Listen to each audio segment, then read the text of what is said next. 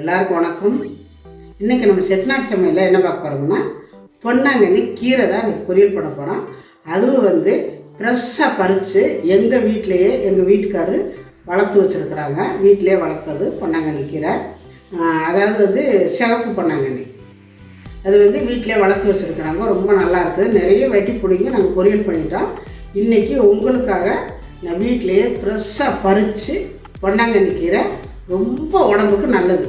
அதாவது எங்கள் வீட்டுக்காரெலாம் கண்ணு தெரியல அப்படின்னு சொன்னால், ஒரு வாரத்துக்கு கண்ணு தெரியலன்னா உடனே எங்கள் வீட்டுக்காரர் கடையிலையாவது வாங்கிட்டு வந்தாலும் பொன்னாங்கண்ணி பொரியல் சாப்பிட்ருவாங்க.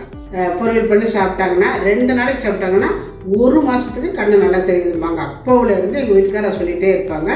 அதனால தான் இப்போ பொன்னாங்கண்ணியை வீட்டிலே வளர்த்து வச்சுக்கிட்டு வேணுங்கிறப்பெல்லாம் பிடுங்கி பொரியல் பண்ணி சாப்பிட்டுக்குவாங்க.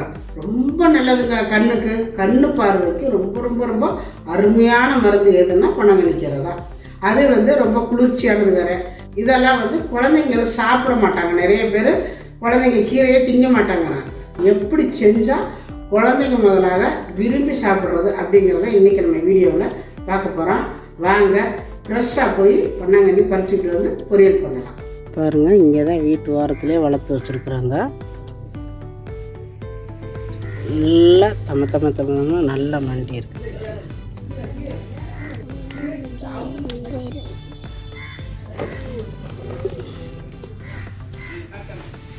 பாருங்கள், ரொம்ப நல்லா இருக்குது.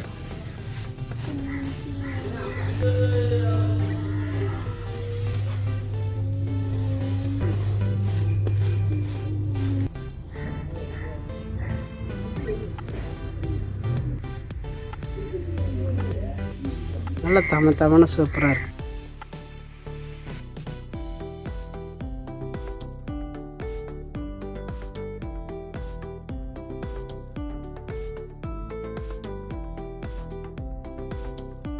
வா, அழகா இருக்கு இந்த கீரை.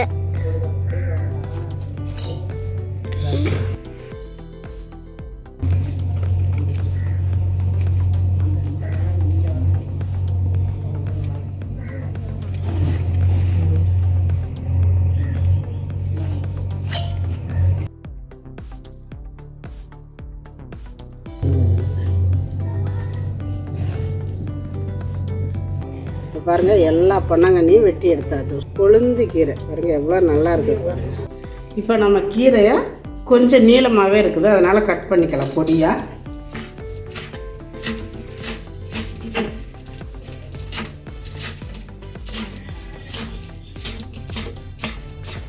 பாருங்கள், இந்த மாதிரி நல்லா பொடியாக கட் பண்ணிக்கணும். வெட்டியாச்சு, எல்லாமே அலசிக்கலாம்.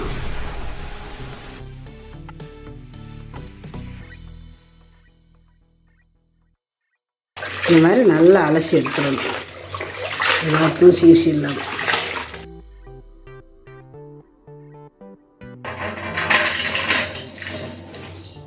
இப்போ நம்ம கீரையெல்லாம் நல்லா கழுவி பாருங்க எடுத்துகிட்டு வந்துட்டோம். இதுக்கு தேவையான பொருட்கள் என்னங்கிறத பார்க்கலாம். சின்ன வெங்காயம் ஒரு 100 கிராம் அளவுக்கு மேலே நான் எடுத்து வெட்டி வச்சுருக்கிறேன். ஒரு 5 வரமிளகா, 2 பச்சை மிளகா கட் பண்ணி வச்சுருக்கிறேன். கொஞ்சம் போல் பூண்டு எடுத்து காம்பை வெட்டிட்டு வச்சுருக்கிறேன். இது 1-2 நச்சுக்கணும். இந்த வெள்ளை கொஞ்சம் வேணும்னா போட்டுக்கலாம், வேண்டானா விட்டுறலாம். இது எதுக்கு போடுறேன்னா குழந்தைங்களாம் நல்லா விரும்பி சாப்பிடுவாங்க. இன்னொன்று அந்த கீரை அந்த கலர்லே இருக்கும், பச்சை கலராகவே இருக்கும். அதுக்காக கொஞ்சம் போல் வெள்ளை நான் எடுத்து வச்சுருக்கிறேன். நீங்கள் தேவைன்னா போட்டுக்கோங்க, இல்லைன்னா வேண்டியதில்லை. இப்போ அடுப்பத்தை வச்சு விட்டாச்சு. பாத்திரம் அடுப்பில் வச்சுருக்கிறேன். சட்டி காஞ்சதும் கடலெண்ணெய் விட்டுக்கலாம். கடலெண்ணெய் ரொம்ப நல்லாயிருக்கும், இந்த கீரைக்கு நல்ல வாசமாக இருக்கும். கொஞ்சம் போல் கடுகு உளுந்தம் பருப்பு, கடுகு வெடித்தது கொஞ்சம் போல் கடலைப்பருப்பு. கடலைப்பருப்பு செவந்தது சீரகம். இந்த அளவு கீரை பொரியலுக்கெல்லாம் சீரகம் கொஞ்சம் கூட போட்டுக்கணும். இந்த அளவு போட்டுக்கணும். போட்டுட்டு வரமிளகாயும் போட்டுக்கோங்க, கிள்ளி போட்டுக்கோங்க. பச்சை மிளகாய் போட்டேன். போட்டோன்னா வெங்காயத்தை போட்டுக்கலாம்.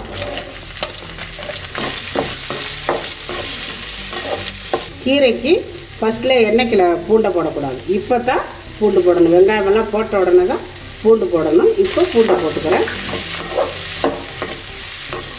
கீரைக்கெல்லாம் வெங்காயம் ரொம்ப வதங்கணுங்கிறது இல்லை, ஓரளவு வதங்கினா போதும். இப்போ நம்ம கீரையை போட்டுக்கலாம்.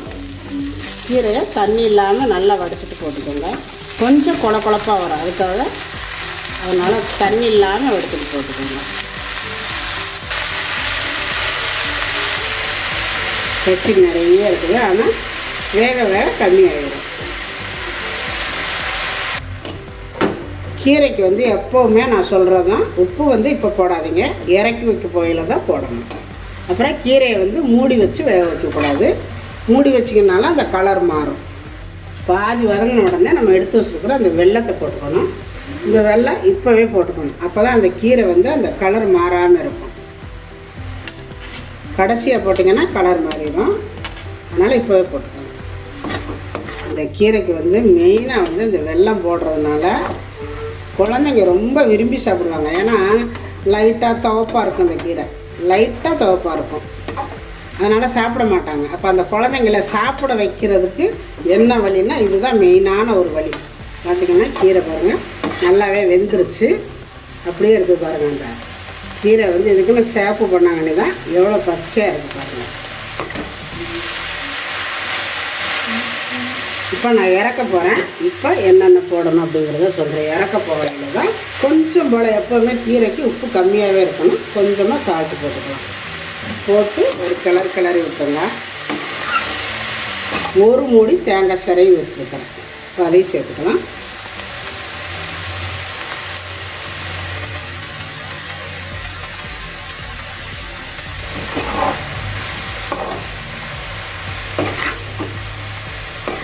இப்போ அடுப்பை ஆஃப் பண்ணிக்கலாம். அவ்வளோதான், அடுப்பை ஆஃப் பண்ணிவிட்டு தேங்காய் பூ போட்டு ரொம்ப நேரம் கிண்டக்கூடாது, நல்லா இருக்காது கீரை. உப்பும் போட்டிருக்குறோம், அதனால் ரொம்ப நேரம் கிண்டாமல் தேங்காய் பூவும் உப்பு போட்டோடனே ஆஃப் பண்ணிடுங்க அடுப்பை. சூப்பரான பொன்னாங்கண்ணி பொரியல் செமையாக ரெடி ஆகிடுச்சு. இன்றைக்கி வந்து தேங்காய் வெட்டுறாங்க பாருங்க. தம்பி தான் எப்போவுமே வந்து ஏறி வெட்டி விடுவாங்க, எல்லா மரத்துலையும் ஏறிடுவாங்க. ஏறி வெட்டிக்கிட்டு இருக்கிறாங்க, காலையிலேருந்து வெட்டிக்கிட்டு இருக்கிறாங்க.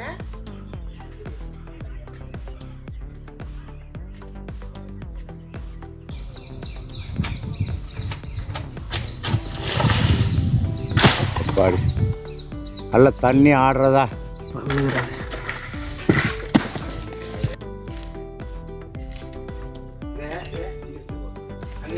பாருங்க. தம்பி தான் தேங்காய் வெட்டுறாங்க. எவ்வளோ வருஷமாப்பா நீங்கள் தேங்காய் வெட்டுறீங்க? 15 வருஷமாக மரம் ஏறுறீங்க. எப்படி எல்லா மரமும் ஏறிடுவீங்களா? அடியாப்படி 70 மரம் ஏறுவீங்களா? எப்படி இதுக்கு கூலியெல்லாம் எப்படிப்பா?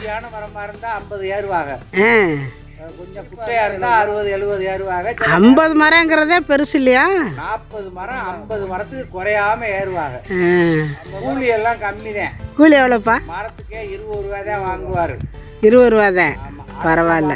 மேலே ஏறி உட்காந்துக்கிட்டே இருந்து பூரா மட்டையும் வெட்டி விட்டு 100 ரூபா வாங்குவாங்க. பாருங்க பாவம், இவ்வளோ கஷ்டப்பட்டு எவ்வளோ உயரமான மரத்தில் ஏறி ஒரு மரம் வெட்டுறதுக்கு 20 ரூபா தான். ஆனால் 50 மரம் 60 மரம் ஏறி வெட்டணும். ஏறினா எப்படி கால், ஒரு மரம் ஏறி வெட்டினாலே நம்மளுக்கெல்லாம் கால் வலிக்குது. 50 மரம் 70 மரம் ஏறினா எப்படி இருக்கும் பாருங்கள். விவசாயக்காரவங்களாம் இப்படி தான். ஆனால் டவுனுக்குள்ளே இருக்கிறவங்களாம் ரொம்ப ஈஸியாக சம்பாரிச்சிட்றாங்க. அது பெருசு இல்லை. இந்த மாதிரி விவசாயக்காரவங்க எவ்வளோ கஷ்டப்பட்டு வர்றாங்க பாருங்கள், அவங்களுக்கு தான் முக்கியத்துவம் கொடுக்கணும் கண்டிப்பாக. பாருங்கள் தம்பியெல்லாம் பாருங்கள் பாவம்.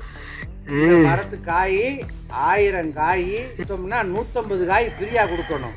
ஆமாம், ஒரு தேங்காய்க்கு விலை 6 ரூபா தான் இங்கே விலை. இன்னைக்கு விலை இதே காய் 20 ரூபா விற்கிது டவுனில். அப்படியா? அதுதான் விவசாயிகள் தான் எவ்வளவு கஷ்டப்பட்டாலும் நாட்டு மக்களுக்காக உழைச்சி நாட்டு மக்களுக்காக கொடுக்கறது தான். இவ்வளவு மரத்தில் வெட்டி தேங்காயில் கொடுக்கறது, காசை பார்க்காம உழைச்சி கொடுக்குற இந்த மாதிரி மரம் ஏறுறவங்க எதையுமே கவனிக்க மாட்டாங்க. சரி கொடுத்தது சரி வந்தது சரி வெட்டுவோம் அப்படின்னு வெட்டுவாங்க. பாருங்க எவ்வளோ விவசாய உழைப்பாளர்களுக்கு ஆதரவு காட்டணும் அரசாங்கம். இது ரொம்ப நாளைக்கு முந்தி வச்சது. இது வச்சு 30 வருஷம் இருக்கும். 30 வருஷம் 35 வருஷம். இந்த ஒரு வருஷம் நல்ல கஷ்டமான வேலை. மரம் ஏறி பிடுங்கி பண்ணுறது பாதுகாப்பாக பண்ணணும். அதில் இருக்கிற மட்டையெல்லாம் பிடுங்கி விட்டுட்டு தான் மேலே போய் பார்ப்பாங்க. கொலையை அறுக்க தோது இல்லைன்னா ஒரு காயாக அறுத்து விட்டுட்டு அப்புறம் கொலையில் அறுப்பாங்க தூரில், அந்த கொலையில். இல்லைன்னா அருவா மூக்கால் ஒரு காயாக இழுத்து விடுவாங்க. அதே அப்போ ஒன்று ஒன்றா விழுகிறது. அப்புறம் கொலை இருந்தால் தோதாக இருந்தால் அறுத்து விடுவாங்க. உயர மரம் தான் அவர் கொலை விழுகுதுவார். அதான் தெரிக்குது. சாப்பிடவே இல்லையா, சாப்பிடாம வெட்டி விடுவாங்க. இனிமே தான் போய் சாப்பிடுவார். சாப்பிட்டுட்டு அப்புறம் ரெஸ்ட்டு. சாப்பிட மாட்டாங்க. சாப்பிட்டா ஏற முடியாது. ஏப்பா சாப்பிடாம பாவம் காலையிலேருந்து பாருங்கள் 12 மணி ஏறுது, இத்தனை மரம் ஏறுறாங்க பாருங்க. எல்லாமே வெட்டி விட்டுருக்குறாங்க. வெட்டி புறக்கி குமிச்சிட்டு இருக்கிறாங்க பாருங்கள். அவங்க புறக்கி போடுங்கப்பா பாருங்கள். அவங்க தான் புறக்கி எல்லாம் குமிக்கிறாங்க. இங்கே ஒரு ஆள் வந்திருக்கிறாங்க, எங்கள் அண்ணி. அவங்க அக்கா தான், எங்கள் வீட்டுக்காருக்கு அக்கா, எனக்கு அண்ணி தான் பாருங்க. இது வந்து அந்த மட்டை நல்லா எரியும் ஏதாச்சு, காளி மட்டைன்னு சொல்லுவாங்க. இது தேங்காய் மட்டை காளி. இது வந்து வச்சோம்னா நல்லா சூப்பராக எரியும். பற்ற வச்சோன்னா மட்டையோட தேவையில்லை. இதை வச்சு பற்ற வச்சுட்டு அதுக்கப்புறம் விறகெல்லாம் வச்சு பற்ற வைப்பாங்க விறகடுப்புக்கு. அதனால் இதெல்லாம் நிறைய அள்ளிட்டு போயிடுவாங்க. நிறைய பேர் புறக்கிட்டு போவாங்க பாருங்க. இது வந்து இத்த சோடு இருக்குது. இது வந்து 6 ரூபா தான் இங்கே. ஆனால் இதை வந்து நம்ம வந்து கடையில் போய் வாங்கினோம்னா 20 ரூபா சொல்லுவாங்க. அந்த காய் வந்து அவங்களே எண்ணி எடுத்துக்கிட்டு போயிடுவாங்க. உழுத கணக்கு பார்த்தா உலக்கு மிச்சம் இல்லைங்கிறது இதுதான் பாருங்கள். இந்த தேங்காய் வந்து 5 ரூபா 6 ரூபாய்க்கு நம்மக்கிட்ட வாங்குறாங்க. நம்மளுக்கு எவ்வளவு செலவு, வருஷம் பூரா தண்ணி விட்டு வெட்டி அப்புறம் வண்டியில் வந்து அவங்க ஏற்றிட்டு போவாங்க பொழுது அவங்க வாங்குறவங்க உடனேக்கு உடனே ஒருத்தருக்கு ஒருத்தர் கை மாறும் பொழுது 1 ரூபா 2 ரூபா 5 ரூபா ஏறுது, ஒருத்தர் லாபம் வச்சு விற்கிறாங்க. இவங்களுக்கு எந்த ஒரு லாபமும் இருக்காது, கஷ்டம் மட்டும்தான் இருக்கும். விவசாயி விவசாயி கடவுளென்னும் முதலாளி கண்டெடுத்த தொழிலாளி விவசாயி விவசாயி அப்படின்னு பாடி வச்சிருக்கிறாங்க. கடவுள் கண்டெடுத்த தொழிலாளி தான் விவசாயி. ஆனா அவங்க கஷ்டத்தை போக்க வேண்டியது அரசாங்கத்தினுடைய கடமை. கொடுக்குற பொருளை 10 ரூபாய்க்கு வாங்கி 50 ரூபாய்க்கு டவுன்ல விற்கிறாங்க. வியாபாரம் கைமாற விவசாயிகள்கிட்ட இல்லை. இப்ப நெல்லை தஞ்சாவூர் ஜில்லாவில் கிலோ 20 ரூபாய்க்கு எடுக்கிறாங்க. இந்த புதுக்கோட்டை மாவட்டம், இந்த சிவகங்கை மாவட்டத்துல 1 கிலோ 10 ரூபாய் 50 காசுக்கு எடுக்கிறாங்க கிலோவை. அவ்வளவுதான். 74 கிலோ 75 கிலோ நெல்லை 800 ரூபாய்க்கு எடுத்துக்கிட்டு போறாங்க. 1 மாதம் 2 காசு கொடுப்பாங்க. இந்த அரசாங்கம் கொள்முதல் பண்ணினாலும் எல்லா இடத்துலையும் நெல் விளையிற இடத்துல விவசாயிகளுக்கு வந்து அதை கொள்முதல் பண்ணணும்னு அரசாங்கத்தை வேண்டி விரும்பி கேட்டுக்கிறேன். தென்னை மரத்தில் தேங்காயை வெட்டிட்டு மாங்காய் மரத்தில் மாங்காய் பிடிக்காது இருக்கிறாரு. என்ன காட்டுங்கப்பா, அது கோடைக்காய்ப்பா. சூப்பரா இருக்கு. 1 2 காய்க்கிறது நல்லா பெருங்காய். ஆமா, அது இன்னும் பெருசா இருக்குதா? ஏப்பா புளிக்குமா அது? புளிக்க பழமா இருந்தா தான் புளிக்காது.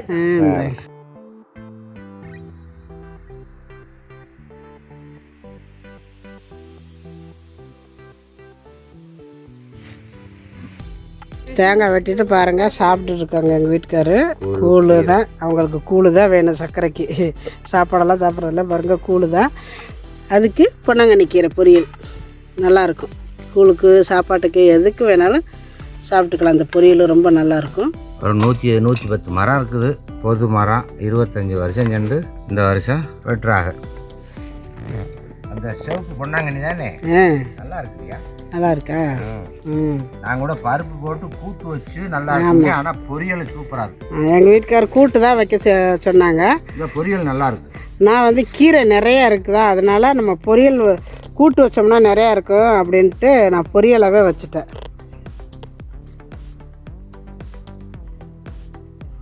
இல்லையா பொன்னாங்கண்ணி கீரை நல்லா ஃப்ரெஷ்ஷாக பறித்து பொரியல் பண்ணி கொண்டுட்டு வந்தாச்சு வயலுக்கு. இங்கே வந்து தேங்காய் பறிக்கிறாங்க, அதனால் கொண்டுட்டு வந்து இங்கே தான் பாருங்கள் எங்கள் வீட்டுக்காரர் சாப்பிட்டுட்டு இருக்கிறாங்க.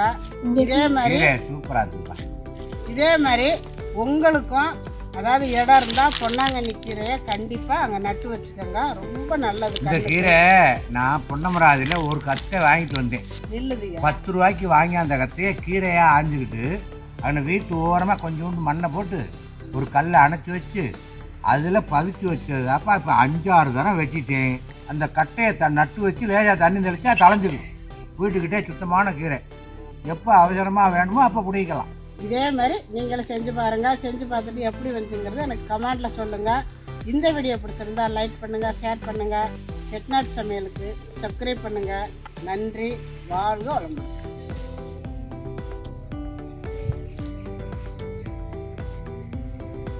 வெட்டுறது பாரியா, எவ்வளோ சிரமப்பட்டு மேலே பிடிச்சா அப்படி வெட்டணும் பாரியா. அது வரையா கொலை விழுகுது பாரியா.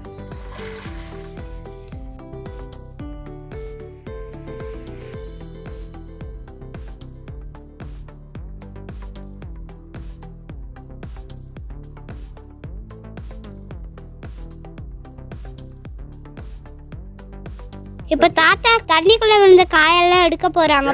கிணறுக்குள்ள விழுந்துருச்சுடா.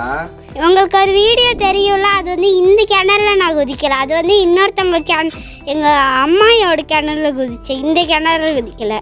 இது தாத்தா விட்டு கிணறு. இது தாத்தா விட்டு கிணறு, அது அம்மாயோட கிணறு. இது நான் இது வரைக்கும் குதிச்சதே இல்லை. எல்லாரும் குதிச்சாங்க. நிறைஞ்சு கிடக்கும். இது கொஞ்சம் குறையா இருக்குதுடா. ஆமா, பார்த்து போடுங்க தாத்தா. எடுக்கிறியா? வேணாம் நான் எடுக்க வரலப்பா. நீ சும்மா தானே நிக்கிறா, கேண்டிக்கல எல்லாம் விழுக மாட்டேன். சும்மா பாத்துக்க. இல்ல நான் இறங்கி எடுக்க மாட்டேன். பாரு எப்படி எடுக்கிறது வருது பாரு. இங்க தண்ணிக்குள்ள தொட்ட உடனே நமக்கிட்டே வருது பார்த்தியா? அது என்னது, தேங்காய் இளநீ எண்ணெயை தூக்கி வெளியே போடுங்கடான்னு வருது.